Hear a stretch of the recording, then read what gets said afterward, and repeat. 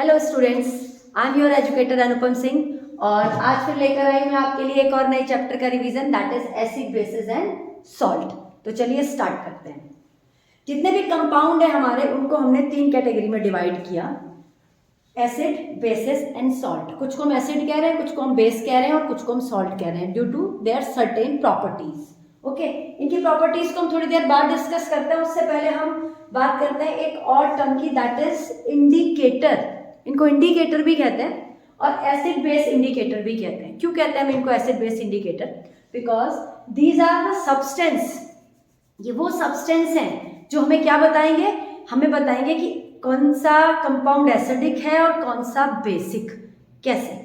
जब हम इस इंडिकेटर को किसी कंपाउंड के अंदर डालते हैं तो ये कलर चेंज करते हैं, अपना कलर चेंज करते हैं, तो वो हमें बताते हैं कि एसिड, अगर हमने उनको एसिड में डाला, अगर वो कंपाउंड एसिडिक है तो वो एक अपना अलग स्पेसिफिक कलर देते हैं, और अगर वो बेसिक है तो अपना एक अलग स्पेसिफिक कलर वो बेसिक कंपाउंड में देते हैं। ओके, तो हम इन इंडिकेटर को कंपाउंड्स में डालकर और उनके कलर को चेक करके हमें बता सकते हैं कि ये एसिडिक है या बेसिक है, या फिर ये जो दूसरा जो कंपाउंड है ये न्यूट्रल है नेचर में। ओके, तो जो ये इंडिकेटर होते हैं वो नेचुरल होते हैं, यानी कि जो नेचर में प्रेजेंट है। कुछ मैनमेड हैं जिनको हम सिंथेटिक इंडिकेटर कहते हैं, और एक और स्पेशल टाइप के इंडिकेटर होते हैं जिनको हम कहते हैं ऑल्फैक्टरी इंडिकेटर। कैसे होते हैं ये ऑल्फैक्टरी इंडिकेटर? ऑल्फैक्टरी इंडिकेटर कैसे काम करते हैं? ये स्मेल के बेस पर काम करते हैं, मतलब ये एसिड में अलग स्मेल देते हैं और बेसिक मीडियम में अलग स्मेल देते हैं। तो हम उस स्मेल को पहचान कर ये आइडेंटिफाई करते हैं कि वो पर्टिकुलर कंपाउंड एसिड है या बेस है। तो नेचुरल इंडिकेटर में हमारा सबसे इंपॉर्टेंट जो हम जनरली यूज करते हैं वो है लिटमस। लिटमस ही सबसे ज्यादा यूज किया जाने वाला इंडिकेटर होता है। लिटमस एक हमारे घर में प्रेजेंट होता है टर्मरिक। अभी मैं इसका एग्जांपल बताऊंगी कि कैसे यूज करते हैं इसको। टर्मरिक, कुछ फ्लावर के कुछ पेटल्स होते हैं, कुछ स्पेसिफिक फ्लावर होते हैं, उनके पेटल्स भी एसिडिक और बेसिक मीडियम में ना अलग अलग कलर देते हैं, यानी कि वो इंडिकेटर की तरह बिहेव करते हैं। वो तीन नाम दिए हुए आपके एनसीईआरटी में, तीनों के नाम आप पढ़ लेंगे। आपको हो सकता है कि ये ना बेटा एमसीक्यू में पूछ ले। हाइड्रेंजिया, पिटूनिया और जेरेनियम, ये तीन प्लांट है, तीन फ्लावरिंग प्लांट है, हाइड्रेंजिया, पिटूनिया एंड जेरेनियम। इन तीनों के जो फ्लावर हैं उनके पेटल्स को भी हम एज ए इंडिकेटर यूज करते हैं। एक होता है रेड कैबेज, देखी होगी आपने रेड कैबेज। तो रेड कैबेज भी एक इंडिकेटर का काम करती है, और चाइना रोज के जो पेटल्स होते हैं वो भी इंडिकेटर का काम करते हैं। तो ये सारे फूल पत्तियां जो भी हैं नेचुरली, ये आप समझ ही रहे हैं, नाम से समझ में आ रहा है कि दीज आर नेचुरल इंडिकेटर। दो इंडिकेटर जो हम यूज करते हैं ये सिंथेटिक इंडिकेटर है, ये भी बहुत इंपॉर्टेंट है। जो इंडस्ट्रीज में हम यूज करते हैं वहां पे ये दोनों इंडिकेटर बहुत इंपॉर्टेंट है, that is phenolphthalein and methyl orange. ये दोनों इंडिकेटर हम यूज करते हैं for the identification of acid and base. Olfactory, वो जो स्मेल वाले हैं, जो भी स्मेल से हम जिनको आइडेंटिफाई करते हैं एसिड बेस को, वो वाले हमारे इंडिकेटर हैं। एक तो वनीला एक्सट्रैक्ट, एक है क्लोव ऑयल, लौंग का तेल जो होता है ना, क्लोव ऑयल, और अनियन, वही जो हमारे घर में होती है प्याज, अनियन, ये भी ऑल्फैक्टरी इंडिकेटर्स में आते हैं। ठीक है, तो जो मैंने सबसे पहले आपको बोला था कि जो लिटमस है ये सबसे ज्यादा इंपॉर्टेंट है। आपकी जो लैब होती है स्कूल लैब में, वहां पे भी लिटमस पेपर आपको देखने को मिलते हैं, वहां लिटमस ही यूज करते हो आप, है ना। सबसे आसान है, सबसे सस्ता है और इजिली हम इसे यूज कर सकते हैं, तो हम लिटमस को यूज करते हैं। ये लिटमस हमें मिलता कहाँ से? लिटमस जो है ये हमें मिलता है एक प्लांट से, एक थैलोफाइटा फैमिली का प्लांट होता है, लाइकेन। लाइकेन मैंने यहाँ पे नाम लिखा भी, आप नोट कर लेंगे। तो लाइकेन से हमें लिटमस मिलता है। तो लिटमस हमें सॉल्यूशन की फॉर्म में मिलता है और जो उसका कलर होता है वो पर्पल होता है। तो हम इसको एज अ सॉल्यूशन भी यूज कर लेते हैं या फिर लिटमस पेपर की फॉर्म में भी यूज करते हैं।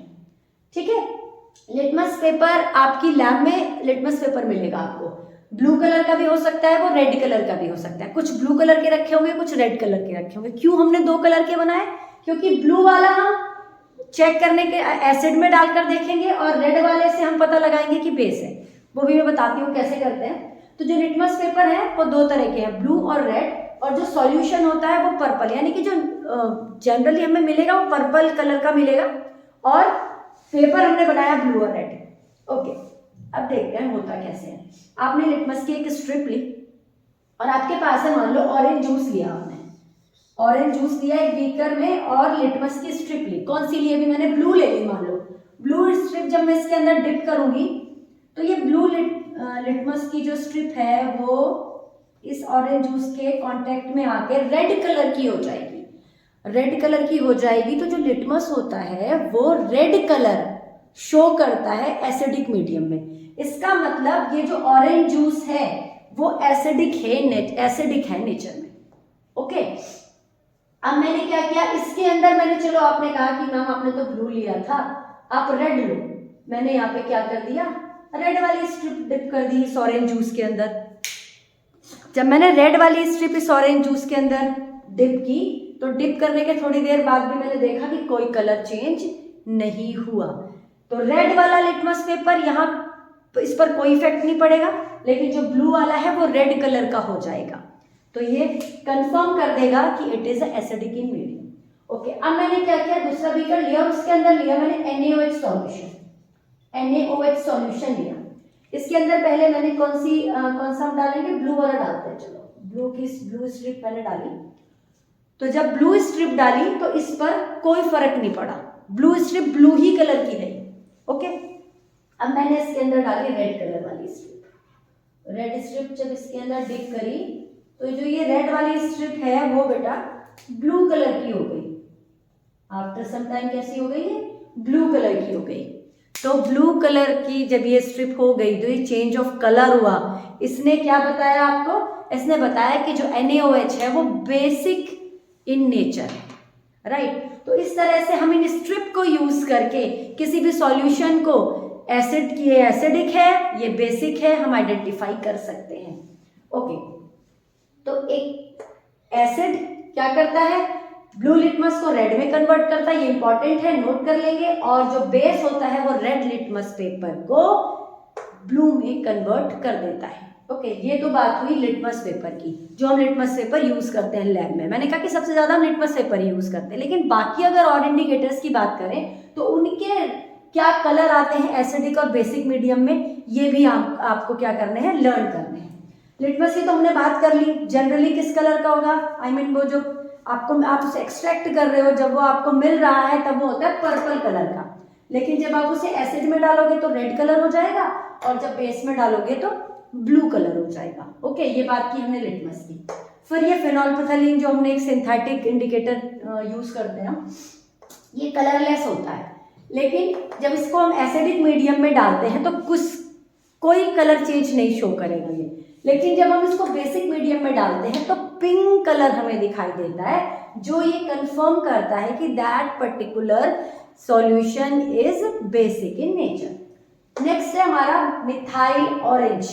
अब हम मिथाइल ऑरेंज की बात करते हैं। मिथाइल ऑरेंज, नाम में ऑरेंज आ रहा है, ऑरेंज कलर का होता है ये, एसिडिक मीडियम में रेड कलर का होता है और बेसिक मीडियम में ये येलो कलर का होता है। टर्मरिक, नेक्स्ट इंडिकेटर है टर्मरिक। टर्मरिक तो नेचुरल इंडिकेटर है, हमारे घर में सबने हमने देखा है कि जब हम खाना खाते हैं, हम दाल खा रहे हैं, सब्जी खा रहे हैं, तो जो हल्दी है उसकी जो स्ट्रेन है, उसके टर्मरिक के जो स्टेन है वो हमारे कपड़े पर आ गए। अब जब हम उसको वॉश करने के लिए जाते हैं, कभी खुद भी वॉश कर लिया करो, सारे काम मम्मी से मत कराया करो, खुद वॉश करोगे तो समझोगे कि टर्मरिक इंडिकेटर कैसे काम करता है। तो आपके जो मान लो शर्ट पे या हैंकी पे जो टर्मरिक का जो स्टेन आया, अब आप उसको वॉश करने गए तो उसका कलर येलो है, ऑब्वियसली उसका जो कलर कैसा आया, येलो कलर का है, पीला पीला आपको दिखाई दे रहा है। अब उस पर अगर कोई आप एसिडिक मीडियम, एसिड कुछ डालते हो, अब एसिड में ये मत डाल देना कि उठा के वहां पे H2SO4 हम डाल देंगे, वो पूरा कपड़ा ही गायब हो जाएगा। मान लो आपने लेमन लिया, लेमन एसिडिक होता है नेचर में, आपने उसको उसके ऊपर रब किया तो उसका कलर क्या रहेगा, येलो ही रहेगा। लेकिन अगर जब आप उसके ऊपर सोप लगाओगे, साबुन, आपने साबुन से साफ करोगे ना, साबुन लगाओगे, साबुन जो होता है वो सोडियम सॉल्ट से बना होता है, बेसिक होता है वो नेचर में बेसिक होने की वजह से वो टर्मरिक का जो कलर है वो टर्न हो जाता है, किसमें बदल जाता है, रेडिश ब्राउन कलर में बदल जाता है।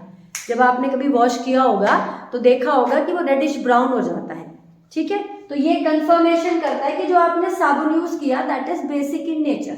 तो बेसिक मीडियम में जो टर्मरिक होता है वो रेडिश ब्राउन हो जाता है और एसिडिक मीडियम में वो सेम कलर येलो ही रहता है। ओके, एक और नेचुरल इंडिकेटर है that is red cabbage. Red cabbage नाम है तो रेड ही कलर की होगी। ओके, एसिडिक मीडियम में रेड ही रहता है इसका कलर, मतलब कोई कलर चेंज नहीं करता ये, लेकिन बेसिक मीडियम में ग्रीन कलर शो करता है।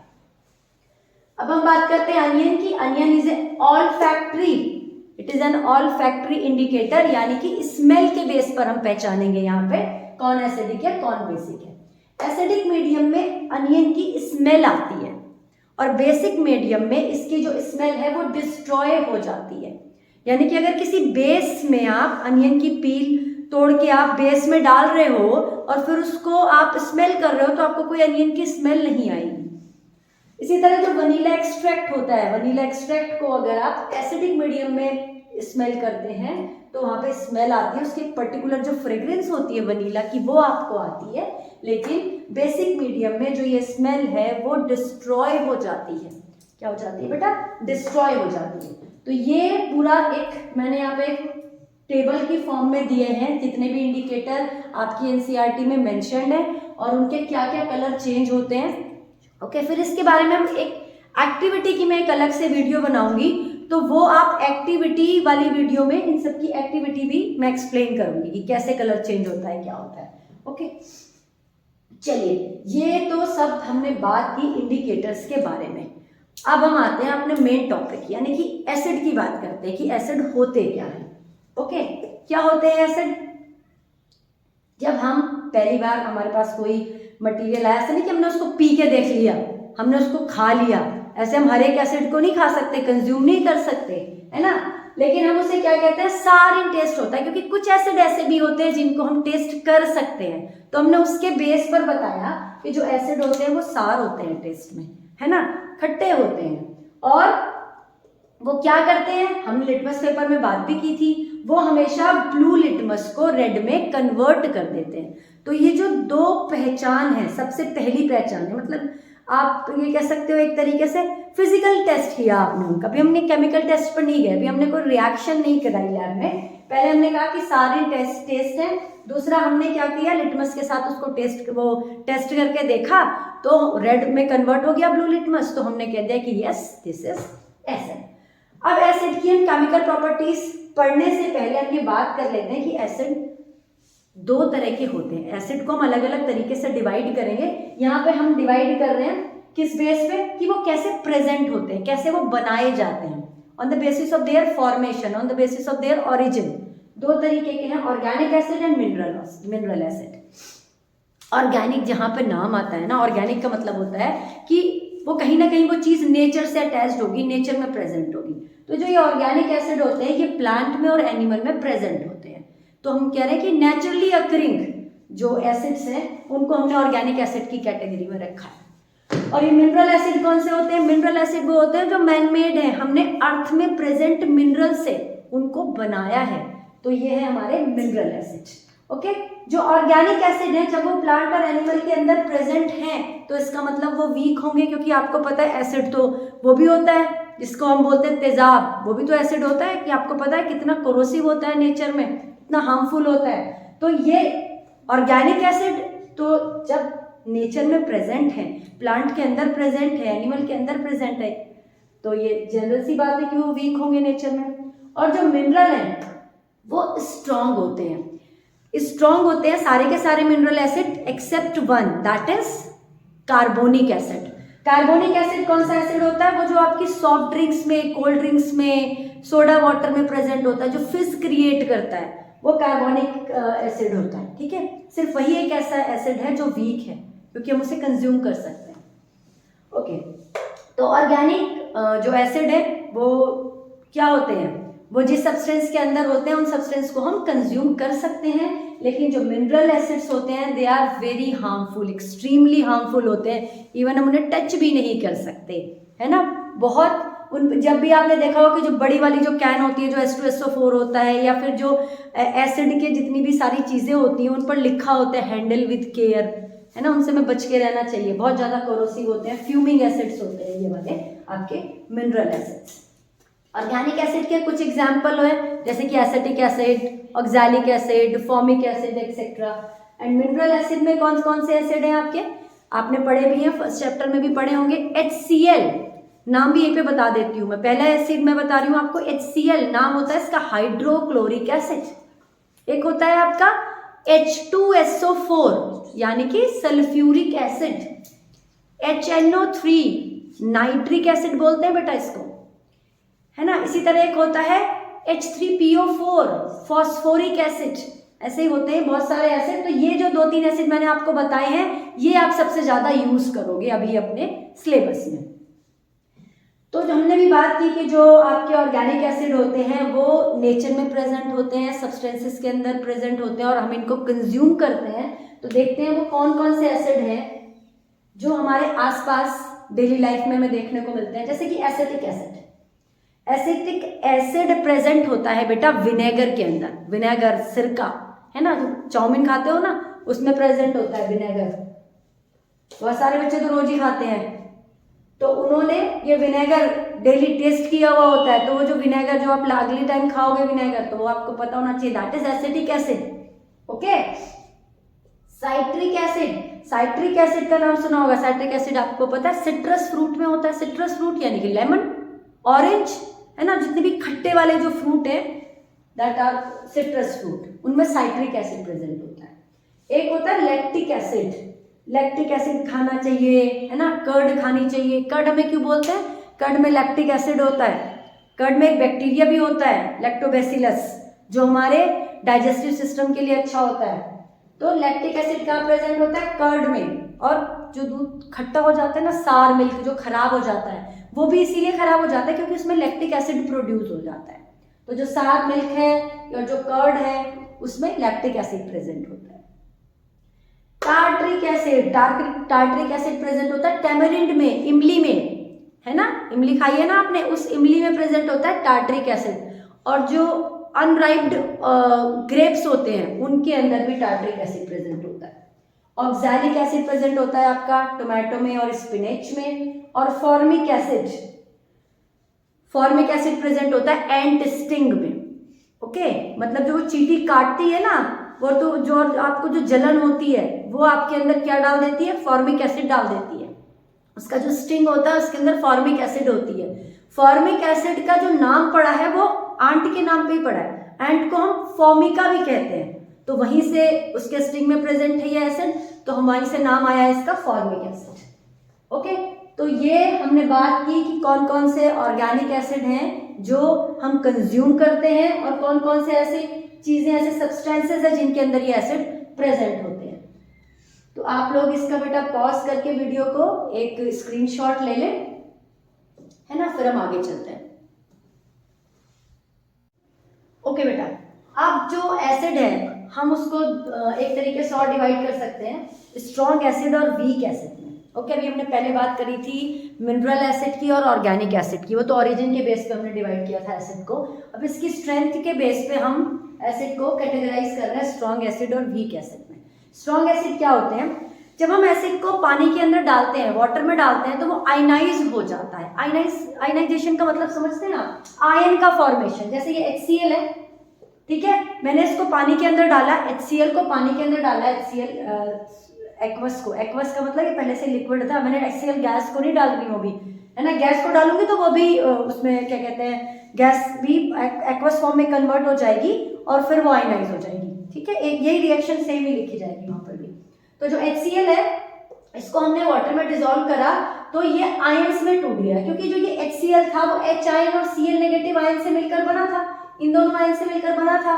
पानी में डालने पर, क्योंकि जो वाटर होता है, मैंने शायद आपको लास्ट लेक्चर में भी बताया था और चैप्टर 1 के लेक्चर में भी बताया था, जो वाटर होता है बेटा वो पोलर होता है नेचर में, उसमें पोल्स होते हैं, ठीक है, प्लस और माइनस चार्ज होते हैं। तो वो ऐसे ही जो चीजें उसके अंदर डाली जाती हैं, अगर वो भी पोलर हैं तो वो उसके अंदर उन्हें भी पोल्स में पोल्स क्रिएट कर देता है उनके अंदर, आप ऐसे समझ लीजिए। पोलैरिटी आप 11th क्लास में पढ़ोगे तो डिटेल में नहीं जा रही हूँ। तो यहाँ पे होते हैं HCl के अंदर भी पोल्स होते हैं, तो इसीलिए HCl भी क्या हुआ, उसके पोल्स अलग अलग, अब वो पोलैरिटी आई उसके अंदर, आयंस में टूट गया, H आयन अलग हो गया, Cl आयन अलग हो गया, इसे कहते हैं आयनाइजेशन। ठीक है, और कोई एसिड जितना ज्यादा स्ट्रॉन्ग होगा वो उतना ही जल्दी आयनाइज होगा। आपने जैसे ही डाला तुरंत वहां पे आपको H और Cl आयन मिले, मतलब अब उसके अंदर HCl नहीं मिला। आपने अगर मान लो ये 10 ml डाला था तो अब आपको 10 ml HCl का HCl, अब आपको जो HCl है वो 0 ml मिल गया, 0 ml रह गया, क्योंकि जो 10 ml HCl था उसने 10 ml H आयन और 10 ml Cl आयन क्रिएट कर दिए। ठीक है, क्लियर हो रही है ये बात? HCl तो 0 हो गया, HCl है ही नहीं उसके अंदर, राइट? HCl किसमें कन्वर्ट हो गया? H आयन और Cl नेगेटिव में, फुल्ली आयनाइज हो गया, 100% आयनाइज हो गया। ओके, तो जब कोई एसिड कंप्लीटली आयनाइज्ड हो जाए, 100% आयनाइज्ड हो जाए, पूरा का पूरा टूट जाए, उसको हम कहते हैं स्ट्रॉन्ग एसिड। ओके, तो हम वीक की बात करते हैं। वीक में क्या होता है? ये पार्शियली आयनाइज होते हैं, पार्शियली आयनाइज होते हैं। जैसे मैंने लिया एक वीक एसिड, एसिटिक एसिड लिया CH3COOH, जब इसका आयनाइजेशन होगा, कहानी वही है, कहानी यहाँ पर भी वही है कि भाई वाटर है, पोलर है, ये भी एक पोलर कंपाउंड है, इसके अंदर भी आयंस होते हैं, इसको आयन में तोड़ देगा, लाइक डिसॉल्व्स लाइक, कहानी वही चलेगी। तो CH3COO negative plus H positive, 2 ion मिल गए यहाँ पे। लेकिन जो इसका टूटना होता है ना बेटा, वो बहुत धीरे होता है। अगर ये 100% टूट रहा है ना, 100% टूट रहा है, तो ये 0.01% टूटता है, इतना कम टूटता है, इसके कंपैरिजन में बहुत धीरे धीरे टूटता है। इसको हम कहते हैं पार्शियली आयनाइजेशन। क्या कहते हैं? Partially ionisation. तो जो वीक एसिड होते हैं वो पार्शियली आयनाइज होते हैं। अब हमें अगली लाइन क्या कह रही है कि जो स्ट्रॉन्ग एसिड होते हैं large amount of H ion produce करते हैं। बिल्कुल, जब ये 100% टूट गया तो जितने पॉसिबल H आयन बन सकते थे उतने बन गए, है ना?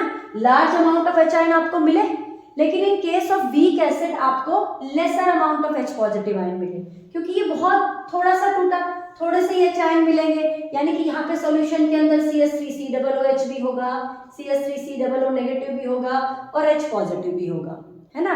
यहाँ पर आपको lesser amount of H positive ion मिलेगा in the case of weak acid. तो जहाँ पे large amount of hydrogen ion हो, हाइड्रोजन आयन की कॉन्सेंट्रेशन बहुत ज्यादा हो, उस एसिड को हम स्ट्रॉन्ग एसिड कहते हैं, और जिसमें हाइड्रोजन आयन की कॉन्सेंट्रेशन कम हो उनको हम वीक एसिड कहते हैं। ओके, अब बात करते हैं कंडक्शन की, इलेक्ट्रिसिटी के कंडक्शन की। अब आपको पता है जितने ज्यादा आयन होंगे उतना ही ज्यादा कंडक्शन होगा, क्योंकि जो आयन की मोबिलिटी होती है वही कंडक्शन के लिए रिस्पॉन्सिबल होती है। तो जो स्ट्रॉन्ग एसिड होते हैं वो हाई इलेक्ट्रिकल कंडक्टिविटी शो करते हैं, क्योंकि उनके अंदर आयन्स इतने सारे हैं, पूरे के पूरा टूट गया, 100% डिसोसिएशन हो गया, इतने सारे आयन है वो मूव कर रहे हैं, कंडक्टिविटी बहुत अच्छी है। लेकिन in case of weak acid these are low electric conductivity. ठीक है, इनकी जो इलेक्ट्रिक कंडक्टिविटी होती है वो लो होती है। क्यों? क्योंकि आयन्स कम है, ये कम टूट रहा है, धीरे टूट रहा है, तो इनकी कंडक्टिविटी कम, इनकी कंडक्टिविटी बहुत अच्छी। जितने भी आपके मिनरल एसिड्स हैं वो स्ट्रॉन्ग एसिड की कैटेगरी में आते हैं। मिनरल एसिड में कौन कौन से हमने पढ़े थे? HCl, H2SO4, ये सब के सब क्या आते हैं? स्ट्रॉन्ग एसिड में आते हैं, 100% आयनाइज हो जाते हैं, except one acid that is carbonic acid H2CO3। Okay, formula याद रखेंगे बेटा। कार्बोनिक एसिड एक ऐसा एसिड है जो मिनरल एसिड तो है लेकिन स्ट्रॉन्ग नहीं है, वीक एसिड है, हम इसे कंज्यूम करते हैं, राइट? वीक एसिड में कौन से एसिड आते हैं? Organic acid. सारे ऑर्गेनिक एसिड वीक एसिड की कैटेगरी में आते हैं, सारे ऑर्गेनिक एसिड वीक होते हैं नेचर में, राइट? कुछ एग्जांपल मैंने यहाँ पर लिखे हैं, जैसे HCl है, H2SO4 है, H3PO4 है, HNO3 है, दीज आर स्ट्रॉन्ग एसिड। और वीक एसिड में आ गए आपके acetic acid, oxalic acid, tartaric acid, carbonic acid, जो मिनरल एसिड है जो स्ट्रॉन्ग में नहीं आता वो वीक एसिड में आता है। ओके, तो एसिड को हमने स्ट्रेंथ की बेस पर डिवाइड किया, किसकी स्ट्रेंथ पर? H पॉजिटिव के टूटने की मतलब बेस पर हमने डिवाइड किया था स्ट्रॉन्ग एसिड और वीक एसिड में। अब हम एसिड में हम एक चीज और बोलते हैं कि ये एसिड डाइल्यूट है, ये एसिड कॉन्सेंट्रेटेड है। ओके, तो कॉन्सेंट्रेटेड क्यों कह रहे हैं और डाइल्यूट क्यों कह रहे हैं? कॉन्सेंट्रेटेड का मतलब है कि उसमें वाटर का जो अमाउंट है वो कम है। अगर मिनिमम अमाउंट है जिस एसिड के अंदर वाटर का, उस एसिड को हम कॉन्सेंट्रेटेड एसिड कहते हैं। और जिसमें वाटर का अमाउंट ज्यादा होता है, जिसमें वाटर ज्यादा होता है एसिड के कंपैरिजन में, हमने वाटर ज़्यादा ऐड किया हुआ है उसको हम डाइल्यूट एसिड कहते हैं। कॉन्सेंट्रेटेड एसिड को हम डाइल्यूट एसिड में कन्वर्ट कर सकते हैं। इसकी एक एक्टिविटी भी थी आपकी, शायद फर्स्ट चैप्टर में थी, आपने उसमें क्वेश्चन पढ़ा होगा कि हम H2SO4 को जब हम डाइल्यूट करते हैं तो हम H2SO4 में वाटर नहीं डालते, हम वाटर में ड्रॉप बाई ड्रॉप H2SO4 डालते हैं। क्या रीज़न है? अगर हम कॉन्सेंट्रेटेड H2SO4 के अंदर वाटर डालते हैं तो ये हाईली एक्सोथर्मिक रिएक्शन होती है, एकदम से स्प्लैश होगा, आपके ऊपर भी आ सकता है वो एसिड छलक के, मतलब बहुत डेंजरस हो जाती है वो रिएक्शन, क्योंकि एक्सोथर्मिक है, बहुत सारी एनर्जी निकलती है, एनर्जी की वजह से वो एसिड भी बाहर निकल जाता है। लेकिन अगर आप वाटर के अंदर ड्रॉप बाई ड्रॉप करके एसिड डाल रहे हैं तो रिएक्शन तो ठीक है एक्सोथर्मिक ही होगी वहां पर भी, क्योंकि रिएक्शन तो एसिड और वाटर के बीच में ही हो रही है, भाई वाटर में आप एसिड डाल रहे हो। लेकिन होगा क्या, क्योंकि एक्सोथर्मिक रिएक्शन तो है लेकिन जो एनर्जी है ना वो आप वाटर जो है वो उस एनर्जी को एब्जॉर्ब कर रहा है, तो उसकी जो इंटेंसिटी है ना वो कम हो जाती है, तो आराम से आप उस एसिड को डाइल्यूट कर सकते हो। तो हम कंसंट्रेटेड एसिड को डाइल्यूट एसिड में कन्वर्ट करते हैं। आपकी लेबोरेटरी में रखे होंगे it is a concentrated H2SO4, एक जगह लिखा होगा dilute H2SO4, concentrated HCl, dilute HCl, है ना। तो डाइल्यूट HCl वो इसलिए डाइल्यूट है क्योंकि उसमें वाटर का अमाउंट ज़्यादा है, कॉन्सेंट्रेटेड में वाटर का अमाउंट क्या है, कम है, ये बहुत ज़्यादा डेंजरस है। ओके, तो ये हमने कुछ क्या किया, कैरेक्टराइजेशन कर लिया, कैटेगराइजेशन कर लिया एसिड का, एसिड के बारे में बात कर ली। अब हम बात करते हैं मेन बात प्रॉपर्टीज एसिड की, है ना, एसिड को की क्या क्या प्रॉपर्टी होती है। ओके, तो सबसे पहले हम कहते हैं कि ठीक है एसिड सारे टेस्ट होता है, हम पहले भी बात कर चुके हैं, और ब्लू लिटमस को रेड में कन्वर्ट कर देता है। ये तो मतलब मोटी सी बात होगी, ये हमने बहुत छोटी क्लास में पढ़ लिया था, 7th में पढ़ लिया था कि ये एसिड ऐसे होता है। उसके बाद अभी हमने बात की कि दे कंडक्ट इलेक्ट्रिसिटी, जो एसिड होते हैं वो इलेक्ट्रिसिटी कंडक्ट करते हैं, कोई ज़्यादा करता है कोई कम करता है, वो फिर भी स्ट्रॉन्ग और वीक एसिड की बात नहीं कर रहे, लेकिन जनरली दे कंडक्ट इलेक्ट्रिसिटी। उसका रीज़न है कि यहाँ पर एच आयन प्रेजेंट होते हैं और उनकी मोबिलिटी की वजह से ये इलेक्ट्रिसिटी क्या होती है, कंडक्ट होती है, राइट। उसके बाद है एक प्रॉपर्टी कि एसिड मेटल के साथ रिएक्ट करके सॉल्ट और हाइड्रोजन बनाते हैं। बेटा फर्स्ट चैप्टर में भी रिएक्शन है, थर्ड चैप्टर में भी रिएक्शन है, तो रट गई होगी अब तक आपको, एक्टिविटी भी है वहां पे, है ना। और ये वाली एक्टिविटी आपको स्कूल में जो एक प्रैक्टिकल कराया जाता है क्लास 10th में, पहला प्रैक्टिकल यही कराया जाता है। एक तो मैग्नीशियम वाला कराते हैं, मैग्नीशियम बर्नर वो रिबन को बर्न करने वाला, और एक ये जिंक वाला कराते हैं, ये तो कराया जाता है हर स्कूल में। तो ये तो मतलब बिल्कुल आपने एक्टिविटी पढ़ भी ली है, क्लास में कर भी ली अपनी लैब में, तो ये तो आपको याद होगी कि जो एसिड है वो मेटल के साथ रिएक्ट करता है, सॉल्ट और हाइड्रोजन गैस बनाता है। एक्टिविटी थी कि आपने जिंक लिया, जिंक के पार्टिकल्स लिए एक टेस्ट ट्यूब के अंदर, उसके अंदर ड्रॉप बाई ड्रॉप आपने H2SO4 डाला तो ZnSO4 बनेगा वहां पर, ठीक है, और एक गैस निकलती है, हाइड्रोजन गैस होती है वो, और उसको चेक करने के लिए आप कैंडल लेके आते हो, पॉप साउंड आती है वहां पे, है ना। तो ये कंफर्मेशन होता है कि भाई हाइड्रोजन गैस निकली है। अब ये हाइड्रोजन गैस आई कहां से, ये हाइड्रोजन गैस निकलती क्यों है? अधिकतर जो मेटल है वो एसिड के साथ रिएक्ट करके ना हाइड्रोजन गैस देते हैं, और ये क्यों देते हैं वो हाइड्रोजन गैस, सभी दे रहे हैं हाइड्रोजन गैस, क्योंकि ये जो एसिड है इसके अंदर हाइड्रोजन आयन प्रेजेंट है, यही तो हाइड्रोजन गैस में कन्वर्ट होता है, ये H है जो यहीं से तो आया है, तो एसिड में से ही ये हाइड्रोजन निकली है, यानी कि इस मेटल ने इस हाइड्रोजन को इस एसिड में से रिप्लेस किया है। ये आप मेटल वाले चैप्टर में भी पढ़ते हो, because it is more reactive than hydrogen. तो ज्यादा रिएक्टिव वाले जितने भी मेटल हैं वो एसिड के साथ जब रिएक्ट करेंगे तो हाइड्रोजन को क्या करेंगे, डिस्प्लेस करेंगे। तो it is a type of displacement reaction also, है ना। यहाँ पे हमने फर्स्ट चैप्टर की भी बात कर ली बेटा, डिस्प्लेसमेंट रिएक्शन होती है ये। चलिए अब हम बात करते हैं फिफ्थ प्रॉपर्टी क्या है इसकी। जो मेटल कार्बोनेट होते हैं, मेटल कार्बोनेट यानी कि कार्बोनेट समझते हैं ना, CO3 के ऊपर -2, मेटल कार्बोनेट सोडियम कार्बोनेट हो सकता है, कैल्शियम कार्बोनेट हो सकता है, जिंक कार्बोनेट हो सकता है। तो जो ये कार्बोनेट्स होते हैं ये भी एसिड के साथ रिएक्ट करते हैं और सॉल्ट बनाते हैं, कार्बन डाइऑक्साइड बनाते हैं और वाटर बनाते हैं। ओके, आपको ये रिएक्शन याद करनी है, बहुत इंपॉर्टेंट है। इसी तरह एक होते हैं मेटल हाइड्रोजन कार्बोनेट, यानी कि देखो कार्बोनेट तो होता है आपका ये ग्रुप तो है आपका कार्बोनेट ग्रुप, और ये होता है हाइड्रोजन कार्बोनेट ग्रुप। इसको बाइकार्बोनेट भी बोलते हैं बेटा, बाइकार्बोनेट। हाइड्रोजन कार्बोनेट भी बोलते हैं, बाइकार्बोनेट भी बोलते हैं। एक H आ गया ना, एक H पॉजिटिव, तो यहाँ पे माइनस का एक ही रह गया। पहले माइनस के 2 थे कार्बोनेट में, हाइड्रोजन कार्बोनेट में माइनस का एक चार्ज है। तो मेटल हाइड्रोजन कार्बोनेट भी एसिड के साथ रिएक्ट करके क्या बनाते हैं? Salt, carbon dioxide, water. यानी कि कार्बोनेट हो या बाइकार्बोनेट हो मेटल के, एसिड के साथ रिएक्ट करके सेम प्रोडक्ट बना रहे हैं, सॉल्ट बना रहे हैं, कार्बन डाइऑक्साइड बना रहे हैं और वाटर बना रहे हैं। तो चलिए एक रिएक्शन देखते हैं। सोडियम का कार्बोनेट ले लिया हमने, HCl एसिड ले लिया हमने, HCl ले सकते हो, H2SO4 ले लो, HNO3 ले लो, H3PO4 ले लो, कोई भी ले लो। HCl ले रहे हैं हम क्योंकि हम सबसे ज्यादा इसे यूज करते हैं, लैब में भी इजीली अवेलेबल होती है। HCl ले लिया, NaCl बन गया, सॉल्ट है ये हमारा। CO2 गैस निकलेगी और वाटर निकलेगा। इसी तरह जब सोडियम बाइकार्बोनेट लिया हमने, HCl के साथ रिएक्शन कराई, NaCl वही सॉल्ट बना, CO2 बनी और H2O बना। अब यहाँ पर एक एक्टिविटी कराता है वो आपसे, आपको कहता है कि भाई आपने मेटल कार्बोनेट लिया, उसकी एसिड से रिएक्शन कराई तो एक गैस निकली, है ना, एक गैस निकली, उसको आपने पास किया किसमें? लाइम वाटर में।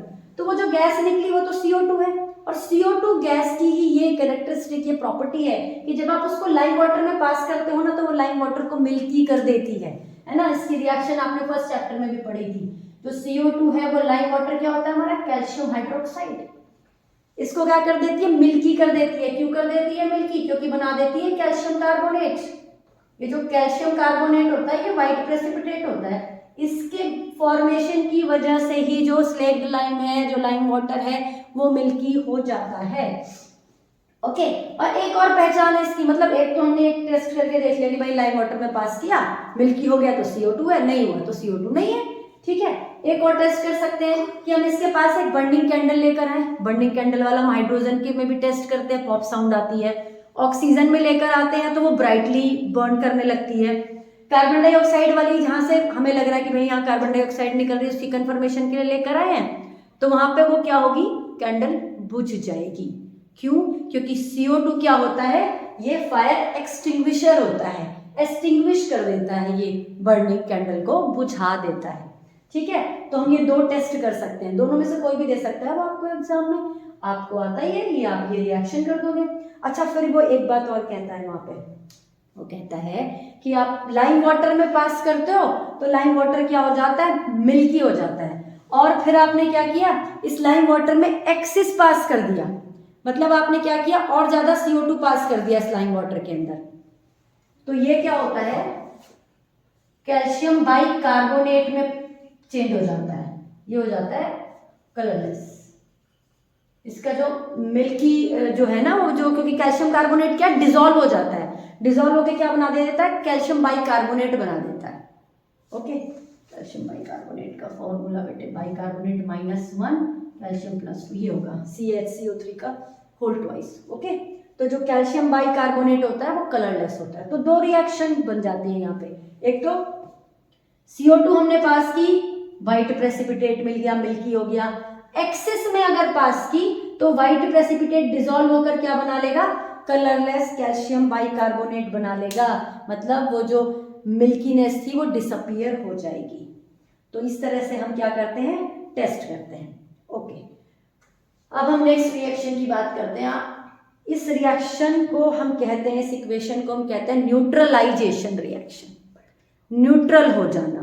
ठीक है, न्यूट्रलाइजेशन रिएक्शन ये तो भाई बहुत इंपॉर्टेंट है, बचपन से पढ़ते हुए आ रहे हो और बुढ़ापे तक पढ़ोगे अगर केमिस्ट्री पढ़ रहे हो तो। एसिड बेस के साथ रिएक्ट करेगा, सॉल्ट और वाटर बनाएगा। सबको पता है कि एसिड बेस के साथ रिएक्ट करके सॉल्ट और वाटर बनाता है। जो ये बेस होता है ना, इस एसिड की एसिडिटी को न्यूट्रलाइज कर देता है, इसीलिए इस रिएक्शन को हम क्या कहते हैं?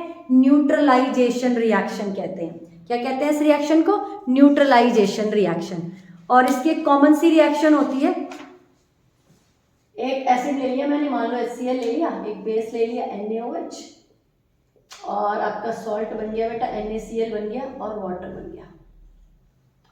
ओके, तो ये एक एग्जांपल है न्यूट्रलाइजेशन रिएक्शन का। ओके, इसमें मैंने आपको ये बता दिया कि ये एसिड है, इसकी एसिडिटी को न्यूट्रलाइज कौन कर रहा है? ये कर रहा है।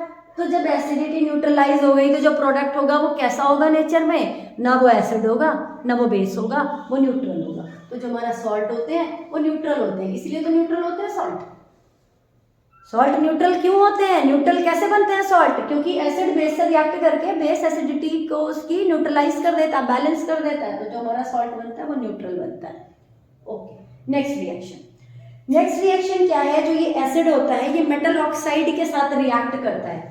जैसे मान लो मैंने एक मेटल ऑक्साइड लिया Cu2O, ये मेटल ऑक्साइड है, सॉरी बेटा Cu, और ये हमने कब बनाया था? हमने कॉपर को जब हीट किया था तो कॉपर ब्राउन कलर का था और हमें ब्लैक कलर का कॉपर ऑक्साइड मिला था।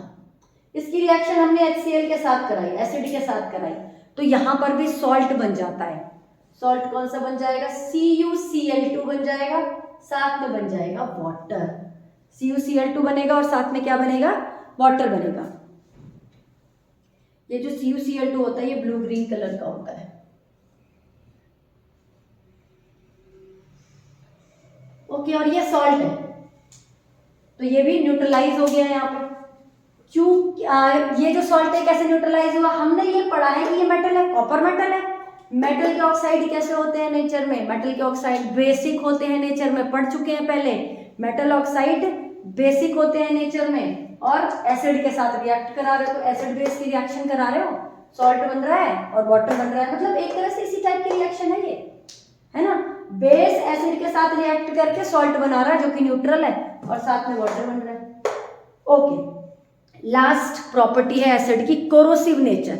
ये हम बात पहले भी कर चुके हैं। कोरोसिव नेचर होता है, फ्यूमिंग होता है, अगर किसी मेटल के अंदर रख देते हैं कि उसे खा जाता है मेटल को। इसीलिए हम कभी भी ऑरेंज जूस को, कर्ड को, है ना, कॉपर के बर्तन में नहीं रखते, है ना। कॉपर के, पीतल के बर्तनों में, हम ब्रास के, ब्रॉन्ज के बर्तनों में हम इन खट्टी चीजों को नहीं रखते। क्या रीजन होता है कि वो वहां पे कोरोजन स्टार्ट कर देते हैं। ये कह लो कि वो जो मेटल है वो उस जो सब्सटेंस है, जो फूड स्टफ है, उसके एसिड से रिएक्ट करके एक हाईली पॉइजनस कंपाउंड बना लेता है। तो वो जो चीज है, वो जो फूड स्टफ है, वो हमारे लिए एडिबल नहीं रहता। ओके, तो इसीलिए कभी नहीं रखना है। कोई भी ऑरेंज जूस वगैरह को आप ब्रास के बर्तन में नहीं रखेंगे, है ना, कि ब्रास की बोतल है, कॉपर वाली बोतल पीनी चाहिए, वो में चीजें रख के पीनी चाहिए, तो पानी बोला हुआ है आपको कॉपर की बोतल में रखने के लिए, ब्रास की बोतल में, आप उसमें ऑरेंज जूस डाल के पी रहे हो, बेटा वो कोरोसिव हो जाता है, वो एडिबल, वो आपके लिए अच्छा नहीं है, आपकी हेल्थ के लिए। तो ऐसा नहीं करना। पानी आप बिल्कुल पी सकते हो, पानी पिए आप उसका, वो हेल्दी होता है, बट जूस नहीं रखना है आपको ब्रास की बोतल में। ओके, अब ये सारी कहानी पढ़ ली हमने एसिड की कि एसिड की ये प्रॉपर्टीज होती हैं। और इससे जिस्ट क्या निकला? जिस्ट ये निकला कि एसिड वो सब्सटेंस होते हैं, सार होते हैं, फलाना होते हैं, एसिड कोई लिटमस को ये करते हैं, वो करते हैं, हम कई बार बात कर चुके हैं। मेन मुद्दा क्या है कि एसिड क्या होते हैं? एसिड वो होते हैं जो H आयन देते हैं वाटर में डिसॉल्व करने पर। एसिड कौन होते हैं? Which substance provide hydrogen ion on adding in acid and adding in water. Water में हमने ऐड किया, वाटर में हमने डिसॉल्व किया उसको, तो हमें क्या मिले? H पॉजिटिव आयन मिले। आपको बताती हूँ लिख के यहाँ पे, इसको हटा देते हैं थोड़ी देर के लिए, पूरी हटा देती हूँ, दोबारा से लिखेंगे।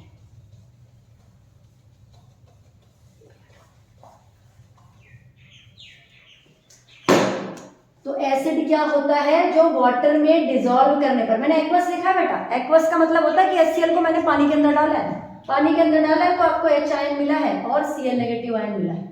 आयन भी एक्वस कंडीशन में ही होते हैं, आयनाइज हो गए हैं ये, है ना, इनके ऊपर वाटर के मॉलिक्यूल आकर चिपक गए हैं, एक्वस है ये, ठीक है। तो H आयन की फॉर्म में, तो जो सब्सटेंस वाटर में डिसॉल्व करने पर H आयन देते हैं उनको हम एसिड कहते हैं। ये डेफिनेशन आपको हमेशा याद रखनी है। एसिड की क्या पहचान है? जो H आयन देगा। ओके, तो ये H आयन ऐसे नहीं रहता पानी में, कैसे रहता है? भाई वाटर के अंदर डाल रखा है ना Cl, तो वहां पे वाटर भी प्रेजेंट है, तो ये H आयन इस वाटर के साथ रिएक्ट करके ये बना देता है H3O पॉजिटिव, हाइड्रोनियम आयन कहते हैं इसको। तो अगर आपको MCQ में ऑप्शन में दे रखा है कि acid which substance produce hydronium ion H3O positive ion, उसको एसिड कहते हैं, अब आप कहोगे ये तो गलत है, H आयन वाला होता है। नहीं, HN वाला होता है वो तो करेक्ट है, लेकिन मोर करेक्ट क्या है, क्योंकि HN ऐसे नहीं रहता है, HN वाटर के साथ रिएक्ट कर जाता है फटाफट और H3O पॉजिटिव की फॉर्म में रहता है, तो हाइड्रोनियम आयन की फॉर्म में रहता है पानी में, ठीक है। HN आप लिख रहे हो ठीक है, अगर आप H3O पॉजिटिव आयन लिख रहे हो तो बहुत ठीक है, तो आपको वो भी चीज पता होनी चाहिए कि एसिड वो होते हैं जो H3O पॉजिटिव आयन देते हैं। ओके, क्या सारे एसिड देते हैं? जी हाँ, सारे एसिड देते हैं। अभी आपने HCl का लिखा है रिएक्शन, मान लो मैंने किसी वीक एसिड का लिख लिया, अभी लिखा भी हुआ था यहाँ पर, ये क्या देगा, ये दे दिया इसने HN। HN क्या करेगा, वाटर के साथ रिएक्ट करके हाइड्रोनियम आयन बना देगा, ठीक है। आपने कहा मैम H2SO4 लिखो, बिल्कुल H2SO4 लिख रहे हैं, ये लो, इसे 2 HN दे दिए, है ना, 2 HN दे दिए, और ये भी एसिड की तरह वो H3O पॉजिटिव आयन की फॉर्म में प्रेजेंट होगा। तो जो सारे एसिड होते हैं वो क्या देते हैं, H आयन देते हैं, ओके। और इन H आयन की वजह से इनके अंदर क्या होती है, एसिडिटी होती है। अब आप कहोगे कि इसका मतलब इसमें हाइड्रोजन है एसिड के अंदर, तो ये इसलिए H आयन दे रहा है, और H आयन दे रहा है तो एसिडिक है नेचर में, तो जिस भी कंपाउंड के अंदर हाइड्रोजन होगा वो सारे के सारे एसिडिक होने चाहिए, है ना। लेकिन ऐसा तो नहीं होता, क्यों नहीं होता, देखो एक कंपाउंड है बेटा ग्लूकोज, बहुत पढ़ा है आपने इसके बारे में, सुना है, गर्मियों में पीते भी हो पानी में घोल घोल के, है ना, ग्लूकॉन डी पी रहे हैं, ग्लूकॉन डी एनर्जी ड्रिंक, तो ये है ग्लूकोज। ग्लूकोज के अंदर देखो कितने हाइड्रोजन है, 12 हाइड्रोजन है। कहोगे हाइड्रोजन है, पानी में घोल दो इसको, पानी में घोल देते हैं,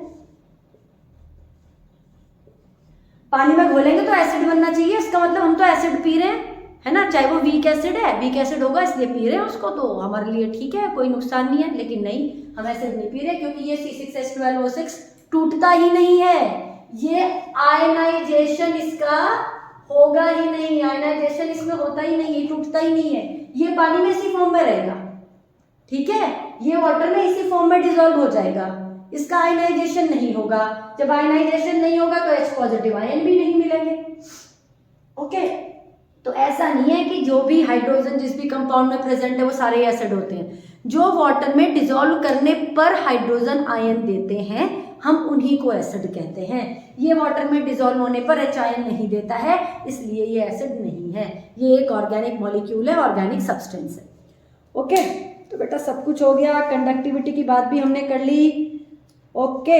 अच्छा, एक चीज और है, हम कहते हैं कि जो डिस्टिल वाटर होता है, 1 नंबर का क्वेश्चन ये भी आता है कई बार, जो डिस्टिल वाटर होता है उसमें इलेक्ट्रिसिटी पास नहीं होती, क्योंकि जो आपका डिस्टिल वाटर होता है उसके अंदर आयंस नहीं होते, भाई इम्प्योरिटीज नहीं होती। इम्प्योरिटीज का मतलब क्या है कि उसके अंदर कुछ मिला, वाटर के अलावा कुछ और चीजें भी हैं, NaCl प्रेजेंट है उसके अंदर, कैल्शियम क्लोराइड प्रेजेंट है उसके अंदर, MgCl2 प्रेजेंट है उसके अंदर, ठीक है, कार्बोनेट्स प्रेजेंट है उसके अंदर, बाइकार्बोनेट्स प्रेजेंट है, ये सब प्रेजेंट होते हैं वाटर के अंदर, इन्हीं की वजह से तो water hard water, soft water हम बोलते हैं, ओके। और जो डिस्टिल वाटर है उसके अंदर कोई भी सॉल्ट ही प्रेजेंट नहीं है, सिर्फ वाटर ही है ना। तो आयन किस में, वाटर किस में टूटेगा, वाटर टूटेगा H आयन, और वो H आयन की में टूट जाएगा। लेकिन आयनाइजेशन को स्टार्ट करने के लिए भी तो कोई चीज चाहिए, इसका मतलब वहां पे आयन का फॉर्मेशन नहीं होगा। सिंपल वाटर के अंदर इतने सारे आयन हैं, वहां पर इलेक्ट्रिसिटी कंडक्ट होगी, क्योंकि जैसे ही आप इलेक्ट्रिसिटी पास करेंगे वहां पर आयनाइजेशन फटाफट हो जाएगा, जितने ज्यादा आयन उतनी ज्यादा इलेक्ट्रिसिटी की कंडक्टिविटी। इसीलिए जो डिस्टिल वाटर होता है उसमें क्योंकि आयनाइजेशन नहीं होता, इसलिए वहां पर क्या है, कंडक्टिविटी नहीं होती, इलेक्ट्रिसिटी पास नहीं होती। अच्छा, एक और क्वेश्चन याद आया, ड्राई HCl गैस, एक एक्टिविटी और होती है ड्राई HCl गैस। अब किसी कंपाउंड में से HCl gas, dry HCl gas निकल रही है, या आपने ड्राई HCl गैस ली, एक उसके अंदर बीकर के अंदर ली, यहाँ पे एक आपने रॉड सी लगा दी, उसको क्या कहते हैं मैं भूल गई, जो भी है ये, मतलब यहाँ से गैस निकल रही है, यहाँ से आपने इसको बंद कर रखा है, क्योंकि खुला रखेंगे तो गैस बहुत सारी भाग जाएगी निकल के, तो हमने एक यहाँ पे ये बारीक सी कांच की ट्यूब लगा दी, इसमें से धीरे धीरे निकल रही थी। यहाँ पे आप एक लिटमस पेपर लेके आए, आपने कहा मैम इसके अंदर HCl गैस भरी हुई थी, HCl गैस के अंदर H आयन है, लिटमस पेपर लेकर आएंगे, क्या होना चाहिए, ब्लू लिटमस पेपर, रेड हो जाना चाहिए, लेकिन होगा नहीं। क्यों नहीं होगा, क्योंकि HCl गैस है। हमने कब कहा कि HCl गैस जो होती है वो आयनाइज हो जाती है, हमने तो नहीं कहा, हमने ये बोला है कि इस HCl गैस को जब आप वाटर के अंदर डिसॉल्व करोगे, जब इस HCl गैस को वाटर के अंदर डिसॉल्व करोगे तो ये एक्वस में कन्वर्ट होगी, तब इसका आयनाइजेशन होगा और ये H3O पॉजिटिव आयन और Cl नेगेटिव आयन देगा। अब ये जो लिटमस पेपर है वो क्या हो जाएगा, वो अब रेड कलर में कन्वर्ट हो जाएगा। ड्राई HCl गैस ले रहे हो और ड्राई लिटमस पेपर ले रहे हो, कुछ नहीं होने वाला। ड्राई HCl गैस ले रहे हो और यहाँ पर अगर मॉइस्ट लिटमस पेपर अगर आप रख देते हो, मॉइस्ट लिटमस पेपर रखने पर तो जो वो HCl गैस आएगी वो इस गीले वाले लिटमस पेपर के साथ कांटेक्ट में आएगी, ठीक है, तो वो भी क्या हो जाएगी, एक्वस में कन्वर्ट हो जाएगी और एक्वस में कन्वर्ट होगी तो वहां पर H आयन देगी फटाफट और कलर आ जाएगा। तो ड्राई HCl गैस को अगर आप ड्राई लिटमस पेपर से टेस्ट करने की कोशिश करोगे तो आपको वहां कुछ नहीं मिलेगा, कोई कलर चेंज नहीं होगा। उसके लिए एक्वस होना बेटा जरूरी है, राइट। तो ये हमने सारी बात करी एसिड के बारे में कि सार होते हैं, ब्लू लिटमस को रेड में कन्वर्ट करते हैं, इलेक्ट्रिसिटी कंडक्ट करते हैं, और सबसे इंपॉर्टेंट बात जो हाइड्रोजन आयन देते हैं ऑन डिसॉल्विंग इन वाटर उनको हम एसिड कहते हैं, और जो हाइड्रोजन आयन नहीं देते उनको हम वाटर नहीं कहते, उनको हम एसिड नहीं कहते, राइट। और हाइड्रोजन आयन का कंटेंट अगर ज्यादा होगा, ज्यादा हाइड्रोजन आयन दे रहे हैं तो स्ट्रॉन्ग है, और अगर कम दे रहे हैं तो हम उनको क्या कहेंगे, वीक एसिड कहेंगे, ओके। तो इट्स ऑल अबाउट एसिड। आप एक बार इसका स्क्रीनशॉट ले लो, कुछ चीजें मैंने यहाँ से रब कर दी थी, चलो कोई बात नहीं, वो आप वीडियो को बैक करके ना बाद में देख लेना। और ये सारी जो प्रॉपर्टीज हैं, जो सारी ये केमिकल प्रॉपर्टीज हैं, रिएक्शंस हैं, इनको बहुत अच्छे से आप याद करेंगे, ठीक है। तो तब तक आप पढ़ते रहिए और ऐसे ही बढ़ते रहिए। Thank you so much.